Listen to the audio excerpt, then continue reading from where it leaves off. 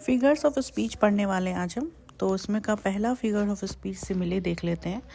A simile is generally used in a sentence to make comparisons between two और more nouns and this is done with the use of words such as like और as. आप लोगों को पता होगा जब भी हम किसी भी कंपैरिजन के सेंटेंसेस को पढ़ते हैं तो वहाँ पे लाइक या एज होता है, ठीक है ना। तो वही हमारा सिमिले होता है। और सिमिले क्या होता है, हमेशा दो चीज़ों के बीच में कंपैरिजन के लिए ही यूज़ किया जाता है, ठीक है। The general idea of using a simile with the word as is by a noun that is known for a particular quality। जैसे किसी noun की कोई particular quality है तो उसके साथ as यूज़ होगा, ठीक है। इसके एग्जाम्पल्स देख लेते हैं। as cold as ice मतलब कि इतना ठंडा है जैसे बर्फ़ हो। ऐसे सेंटेंसेस आपने कई बार सुने होंगे अपनी डे टू डे लाइफ में, ठीक है।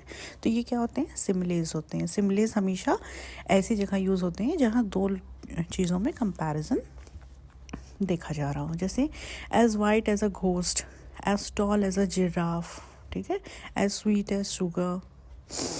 और भी बहुत सारे हैं। लाइक के हैं इसमें, रन्स लाइक अ हॉर्स वो घोड़े की तरह दौड़ता है, स्विम लाइक अ फिश वो मछली की तरह तैरती है। आइए देख लेते हैं इसके कुछ questions. Ayesha is dash she does not eat well, तो इसमें क्या होगा। Ayesha is as thin as a rake, option number 2 इसका सही आंसर है। John is dash he is the tallest boy in class, तो वो टॉल है, इसका मतलब किसकी तरह उसका कंपैरिजन होगा, giraffe, as tall as giraffe, ठीक है। तो John is as tall as giraffe, he is the tallest boy in class. Third question है, a horse can gallop dash, तो हॉर्स इतनी तेजी से किसी भी चीज़ को निकलता है जैसे हवा, तो इसका सेकंड ऑप्शन होगा as fast as the wind. A horse can gallop as fast as the wind. तो ये आज था हमारा सिमिले का सेक्शन।